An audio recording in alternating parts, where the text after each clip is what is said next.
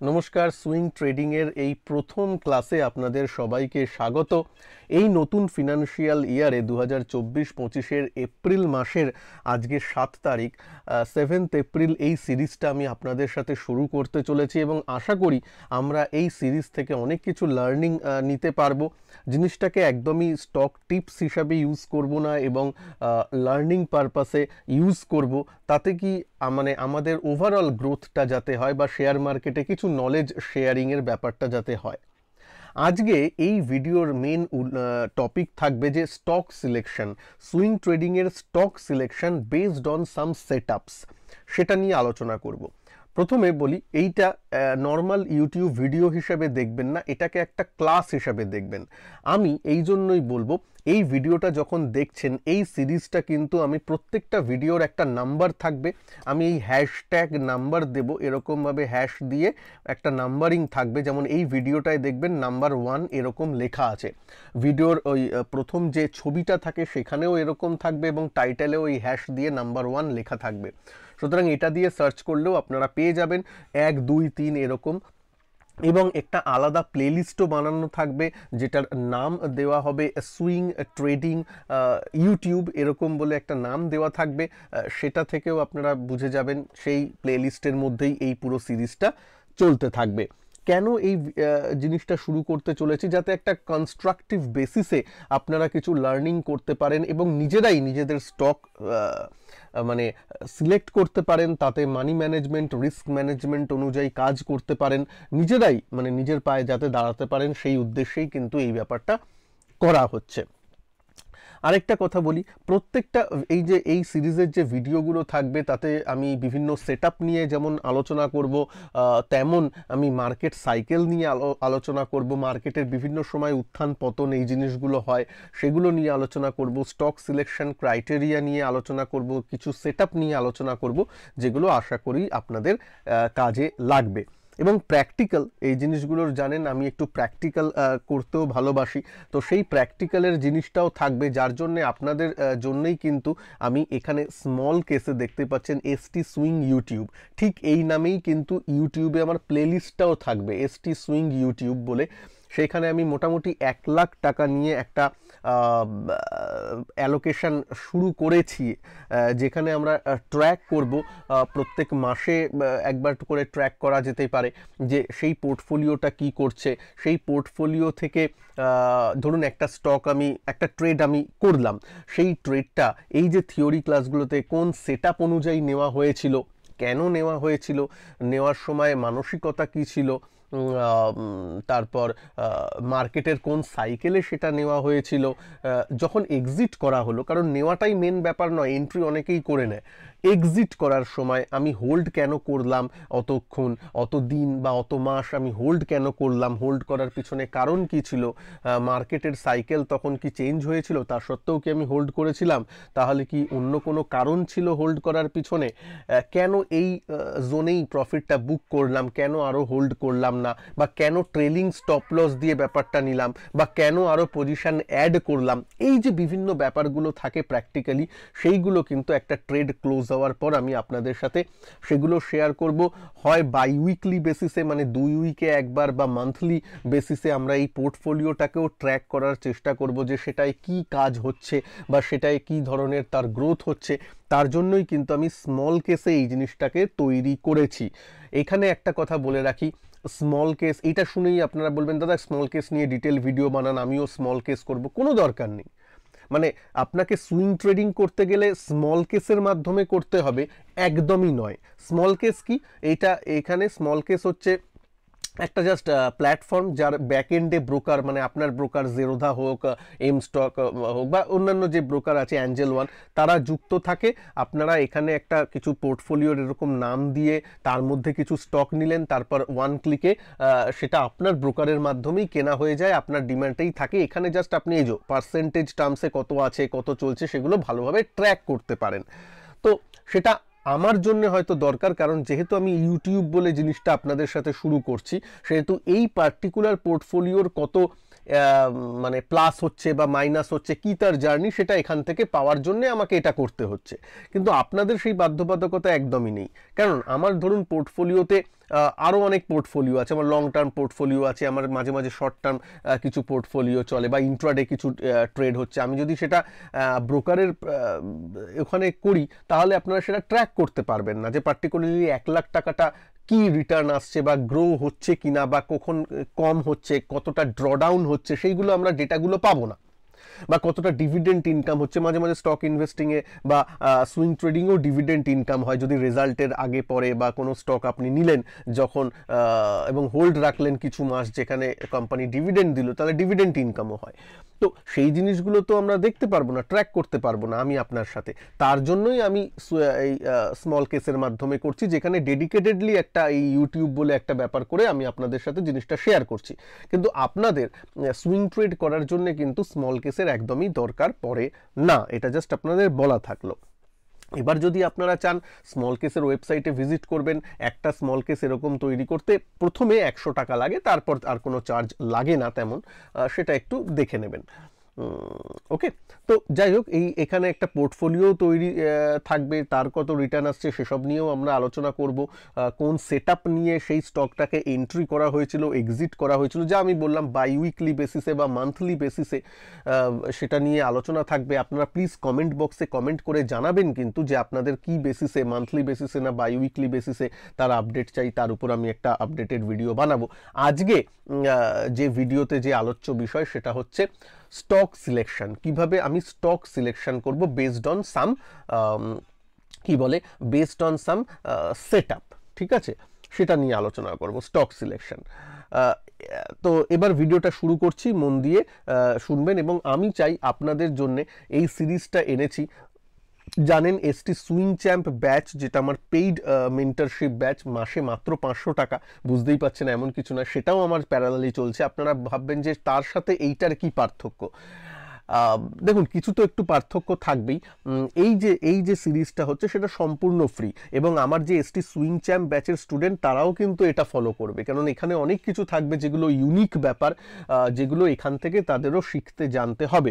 হ্যাঁ, ST swing champ ব্যাচে কি থাকে, একটু যেহেতু মেন্টরশিপ ব্যাপার, সেহেতু একটু আলাদা আমার পার্সোনাল টাচ থাকে, তাতে live question and answer session হয়, লাইভ সেশন সেখানে থাকে, সেখানে অনেক সময় হেজিংয়ের ব্যাপারগুলো থাকে, মাঝে মাঝে একটু, যদিও অপশানটা ওর মধ্যে নেই, তাও একটু লাইভ মার্কেটে অপশান নিয়ে মাঝে মাঝে কথাবার্তা হয়, একটু পার্সোনাল টাচ থাকে, মানে পার্সোনাল কোশ্চেন অ্যান্সার ব্যাপারগুলো হয়, পার্সোনাল স্টক নিয়ে আলোচনা হয়, আমার পার্সোনাল পোর্টফোলিও আমি শেয়ার করি, আমার পার্সোনাল জাস্ট লার্নিং পারপাসের জন্য, সেই সুইং ট্রেডিং পোর্টফোলিও হোক, বা ইনভেস্টমেন্ট পোর্টফোলিও হোক, বা আমার ইটিএফের পোর্টফোলিও হোক, মিউচুয়াল ফান্ড পোর্টফোলিও হোক, সেগুলো একটু শেয়ার করা থাকে জাস্ট ফর মোটিভেশন পারপাস। তাতে আমি কি চেঞ্জ করছি না করছি তা নিয়ে আলোচনা থাকে, মানে ওতে একটু পার্সোনাল টাচ থাকে। এই যে ব্যাপারটা হবে এইখানে, এই যে ইউটিউব এই সিরিজটা, এটা কিন্তু সম্পূর্ণ অন্য, ওটার সাথে ওটাকে গুলিয়ে ফেলবেন না, ঠিক আছে। এই সিরিজটায় আমরা সুইং ট্রেড নিয়েই শুধুমাত্র আলোচনা হবে, যেখানে কিছুমাত্র সেটআপ নিয়ে আলোচনা হবে, একটু থিওরির উপর বেশি করে ফোকাস থাকবে, আর মাঝে মাঝে যা বললাম বাই উইকলি বা মান্থলি বেসিসে আমার প্র্যাকটিক্যাল পোর্টফোলিও কি করছে তা নিয়েও আলোচনা থাকবে। এবং তাতে যা বললাম স্টকের এন্ট্রি এক্সিট, কেন স্টকটা চুজ করেছি, কি করেছি, সেগুলো নিয়ে থাকবে, ঠিক আছে। তবে এখানে একটা বললাম, ওই যদি বলেন যে দাদা যখন আপনি স্টকটা নিচ্ছেন একটু আমায় বলে দেবেন, আমিও সেই অনুযায়ী সেই সেম স্টকটা না বুঝে নিয়ে নেব, সরি, সেই জিনিসগুলো হবে না, সেই জিনিসের উপর ফোকাসও করবেন না। কারণ আজ পর্যন্ত যত সাকসেসফুল ট্রেডার দেখেছেন কেউ কিন্তু টিপস নিয়ে হয়নি। আমি আপনাদের সাথে এইটা গ্যারেন্টি দিতে পারি যে after this series at least knowledge হিসাবে আপনাদের কিন্তু নলেজটা অনেকটা বাড়বে বলে আশা করি, ঠিক আছে। তারপর নিজে থেকে স্টক সিলেকশন বা স্টক খুঁজে অবশ্যই নিতে পারবেন বলে আমার ধারণা। তো চলুন শুরু করি ব্যাপারটা। আপনাদের মতামত অবশ্যই এই ভিডিওর নিচে একটু জানাবেন আমাকে। আর ভিডিওটাকে ভালো লাগলে অবশ্যই সিরিজের প্রথম ভিডিও একটু লাইক করে দেবেন। যদিও এটাকে সিরিজের প্রথম ভিডিও বলছি, আমি এটাকে দ্বিতীয় ভিডিও হিসাবে মনে করব, কারণ আমার প্লেলিস্টে আমি আরেকটা ভিডিও আপনাদের দেব, সেটা হচ্ছে এই ব্যাপারটা, এই যে সুইং ট্রেডিং এর ATH all time high with volume strategy, এটা কিন্তু one of my favourite strategy. এরকম আরও অনেক স্ট্র্যাটেজি নিয়ে এই সিরিজে ডিসকাস হবে। এটা প্লিজ একটু আপনারা দেখে নেবেন, এইটা প্লিজ একটু আপনারা ভিডিওটা দেখে নেবেন। এই ভিডিওটার লিঙ্ক আমি আমার যে এই ভিডিওটা দেখছেন তার এন্ড স্ক্রিনে আমি দিয়ে দেবো। আরেকটা বলি, এই ভিডিওগুলো, এই যে ক্লাসের ভিডিওগুলো একটু বড় হবে, এগুলো নর্মাল ইউটিউব ভিডিওর মতো নয়, এগুলো ক্লাসের ভিডিও। একটু ফ্রিতে দেখছেন বলে আমি জানি অনেকের ধৈর্য হারিয়ে ফেলবেন, এটাই যদি আমি 50 টাকা বা 100 টাকা দাম রাখতাম আপনারা দেখতেন। কিন্তু যাই হোক, যারা দেখবেন তারা দেখবেন এটা একটু ক্লাসের মতো করে, তাই জন্য এগুলো উইকেন্ডেই স্পেশালি আমি রিলিজ করব। সুতরাং প্লিজ একটু ধৈর্য ধরে পুরোটা দেখবেন, এটা ক্লাস, এটাই নর্মাল ইউটিউব ভিডিও নয়। চলুন শুরু করি। স্টক সিলেকশন, কিভাবে স্টক সিলেক্ট করি। আমার মতে একটা বা দুটো আপনার কাছে সেটআপ বা দুটো তিনটে একটা সেটআপ থাকবে। সেটআপ মানে আমি কি বোঝাতে চাইছি, ধরুন কেউ মুভিং অ্যাভারেজ সেটআপ ইউজ করেন, মানে মুভিং অ্যাভারেজে এলে সে 20 ডেজ ইএমএ হতে পারে, 50 ডেজ ইএমএ হতে পারে, বা 200 ডেজ ইএমএ হতে পারে, যে ইএমএতে এলে আমি স্টকটা নেব, এরকম কারোর ক্রাইটেরিয়া থাকতে পারে, সেই ব্যাপারটাকে ইউজ করলো। কেউ ধরুন এটিএইচ অল টাইম হাই ব্যাপারটাকে নিয়ে করলো, যে যখন স্টকটা অল টাইম হাই ক্রস করে তখন আমি সেটাকে নজরে রাখবো, তারপর আমি করব, সেটা নিয়ে রাখতে পারে কেউ। এই ধরনের বিভিন্ন ধরনের সেটআপ কাউর থাকতে পারে। আজকে যেটা নিয়ে আলোচনা করব সেটা হচ্ছে, আমি কিছু স্টক নিয়েও আলোচনা করব এই ভিডিওতে। তাছাড়া আমি আলোচনা করব এই পার্টিকুলার এই স্ট্র্যাটেজির অনুযায়ী, যে অল টাইম হাই যে এটিএইচ স্ট্র্যাটেজিটা। দেখুন, ধরুন আপনি কোনো একটা স্টক দেখছেন, ঠিক আছে, স্টকটা এরকম নিচে আসছে, তারপর আবার উপরে যাচ্ছে, এরকম করছে, তারপর হঠাৎ করে যদি সেটা ব্রেকআউটটা দেয় এই যে লাইফ হাই, মানে লাইফ হাইয়ের কাছে, লাইফ হাই বলবো বা বিগত 1-2 বছরের যে হাই সেটাকেও ধরা যেতে পারে, 1-2 বছরের হাই, 52 উইক হাই ব্রেক করছে বা 2 বছরের হাই ব্রেক করছে, তাহলেও সেটা অ্যাপ্লিকেবল। সেটাকে ধরুন এইখানে সে ব্রেক করছে, যেই এটা ব্রেক করছে এরকম জায়গায় আসছে, আমার কিন্তু সেটা আমার ভালো মতন ওয়াচ লিস্টে চলে আসবে। এক্ষেত্রে স্টক সিলেকশনের জন্য একটু ওয়েট করুন, এই ভিডিওতে আমি বলবো আমি পার্সোনালি কি করি, তাতে থেকে আপনাদের ধারণা চলে আসবে। কিন্তু এটা আমার রেডারে চলে আসবে যখনই এটাকে ব্রেকআউট দিল। এখানে দুটো এন্ট্রি হতে পারে। নাম্বার 1, যখন এটা ঠিক এটাকে আমি তককে থাকবো, যেই এই দিন থেকে ব্রেকআউটটা দিল, ধরুন এইখানের এই যে রেঞ্জটা, এটা ধরুন 100 টাকা, যেই 100 টাকাকে ব্রেক করছে, মানে 99 টাকা 90 পয়সা, 100 টাকা 30 পয়সা এরকমই যখন চলছে, তখনই আমি কিছু কোয়ান্টিটি এখানে নিলাম। যদি দেখি ভলিউমটাও তার সাথে আসছে, তাহলে আমি একটু নিয়ে দেখতে পারি। ধরুন আমার 200টা স্টক কেনার প্ল্যান ছিল, আমি অ্যাটলিস্ট 100টা স্টক কিনে দেখতে পারি, মানে 50% পজিশন নিয়ে, যদি সত্যিকারের ব্রেকআউটটা দেয়। তারপর দেখা গেল দিনের শেষে ক্লোজিংটা হয়তো 104 টাকায় হলো, তাহলে খুবই ভালো, আমার তো 50% পজিশন এখানে নেওয়া আছে, তাহলে I am well and good. এটা হতে পারে। তারপরের দিন এবার দুটো সিনারিও হতে পারে, তারপরের দিন এখানে আবার একটু বেড়ে গেল পরপর 2-3 দিন, তাহলে আমি যে 50% নেওয়া আছে সেটাই, তাতে আমি কিছু অ্যাড করব না। আবার বলছি, এখানে অনেকে ভুল করে অ্যাড করে ফেলেন, আমি পার্সোনালি অ্যাড করব না, ঠিক আছে। এই একটা ব্যাপার। কখন অ্যাড করব, দেখা যায় বেশিরভাগ সময় দেখা যায় এরকম একটা ব্রেকআউট দিয়ে একটু এই করে তারপর আবার একটু নিচের দিকেও আসে, নিচের দিকে এই যে লেভেলটা যেখান থেকে ব্রেকআউটটা হয়েছিল সেটাকে রিটেস্ট করতে আসে। যখন রিটেস্ট করতে আসছে, তারপর রিটেস্ট করলো, রিটেস্ট করে আবার যদি অভিমুখ এরকম উপরের দিকে যাওয়ার প্রবণতা দেখায়, রিটেস্ট করে তো আবার নিচের দিকেও চলে আসতে পারে, যেটাকে বলে ফেলিয়ার ব্রেকআউট, তাহলে আমি অ্যাড করব না। এখানে অলরেডি 50% আমার অ্যাড করা আছে। আবার যখন নিচে এলো, আবার যখন অভিমুখটা ঘোরার প্রবণতাটা দেখাচ্ছে, তখন আমি বাদবাকি 50%টা অ্যাড করব, ঠিক আছে।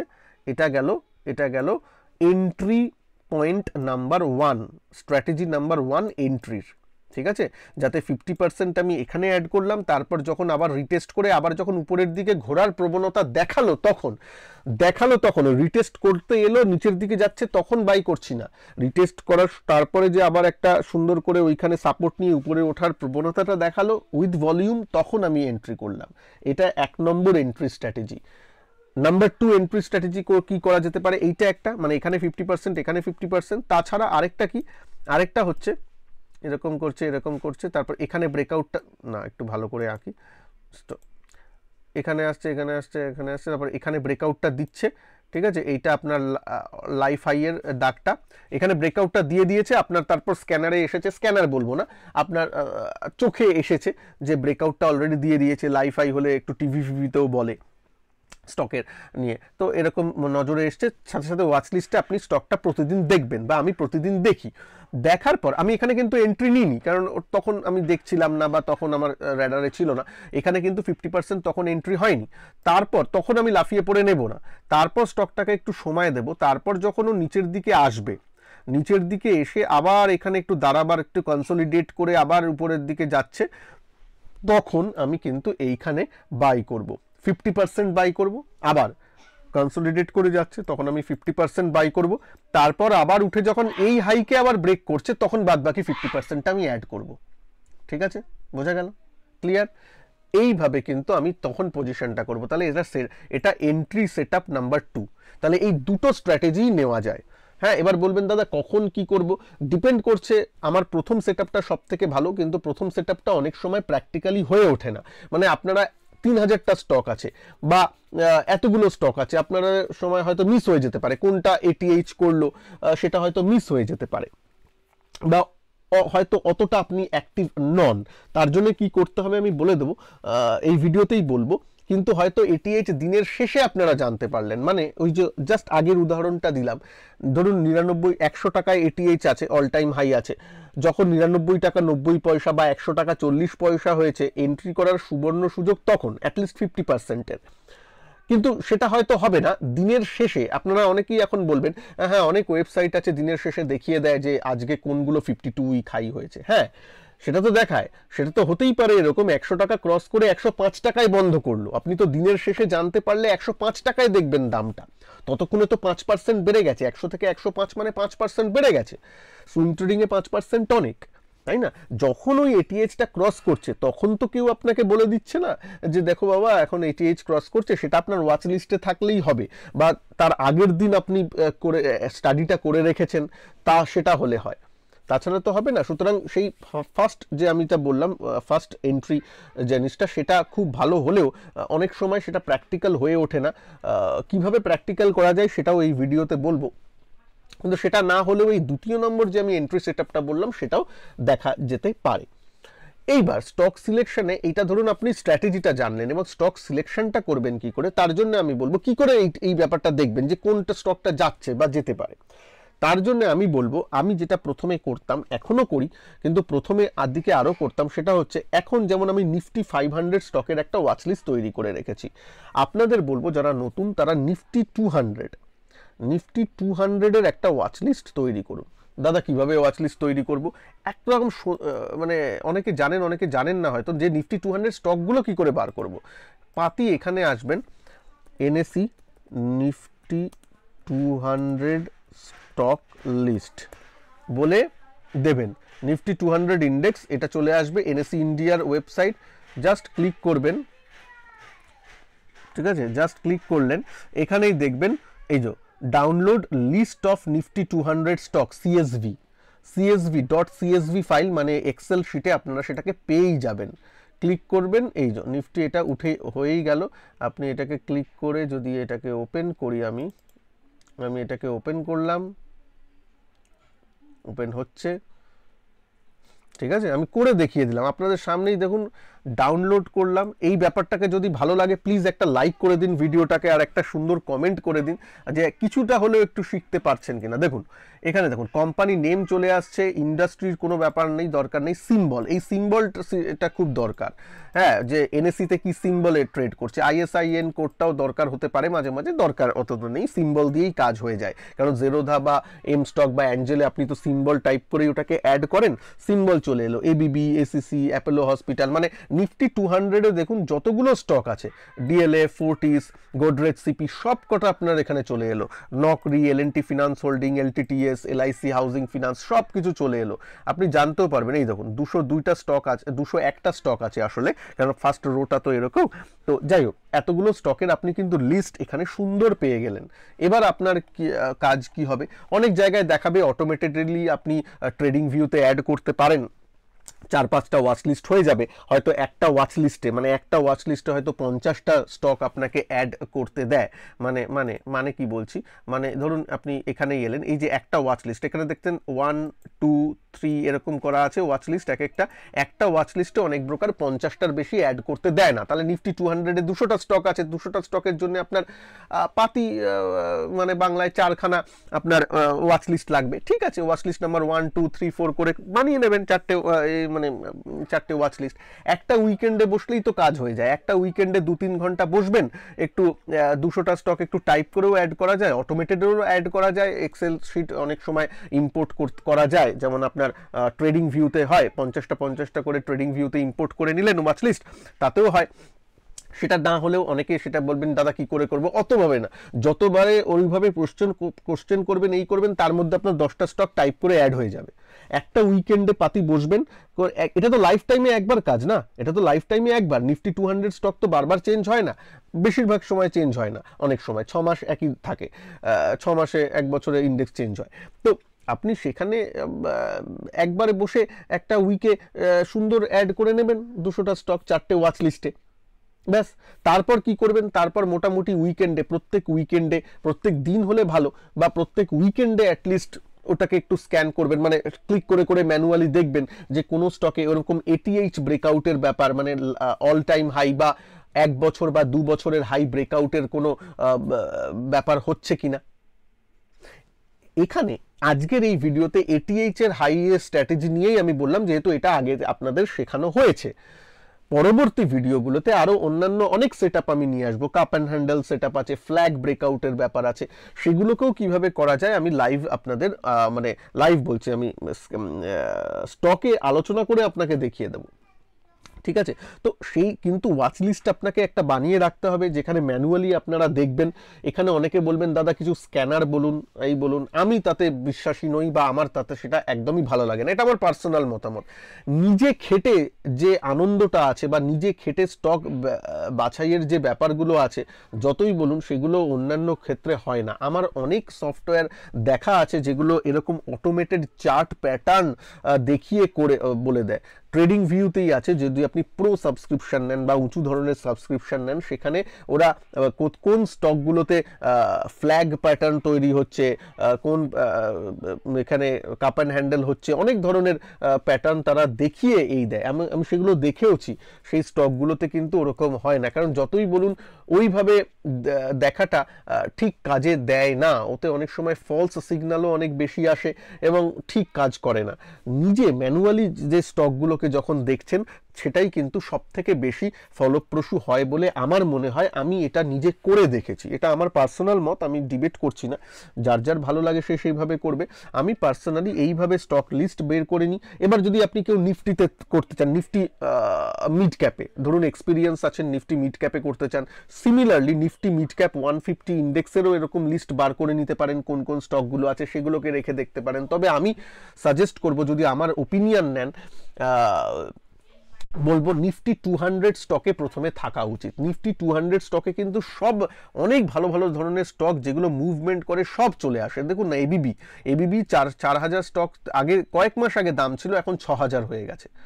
সুইং ট্রেডিং এর জন্য কিন্তু সুন্দর, নিফটি 200 ফলো করলেই অনেক কিছু চলে আসে। এর মধ্যেই দেখুন না, বেল আছে, বিইএল, সরি, বিপিসিএল, এইসবগুলো আছে, যেগুলো রিসেন্ট টাইমে যথেষ্ট ভালো মুনাফা তৈরি করে গেছে। বিপিসিএল নিয়ে কথা হলো, চট করে বিপিসিএল এর স্টকটা দেখে নেব। ধরুন বিপিসিএলটা আপনার ওয়াচ লিস্টে আছে, ঠিক আছে, ডেইলি চার্ট, এক্ষেত্রে কিন্তু আমি ডেইলি চার্ট করারই প্রবণতা বেশি দেখাই। যেই ডেইলি চার্ট আপনি দেখছেন, দেখুন এই যে অল টাইম হাই যে আপনার সেটআপটা, এটা কিন্তু এই সব জায়গায় সুন্দর ম্যাচ করেছে। এই দিকটা দেখুন, যখন আপনার এই দিকটা হলো, এইটা হাই ছিল, সেটাকেও ক্রস করলো। এটিএইচ এর ব্যাপারটা কিন্তু করা যায়, এটা বেশি দিন আগে হয়নি, এটা 2023-এরই নভেম্বর ডিসেম্বর মাস নাগাদই হয়েছিল। জাস্ট এই 3-4 মাসে কত বড় পরিমাণে রিটার্ন দিয়েছে একবার লক্ষ্য করুন।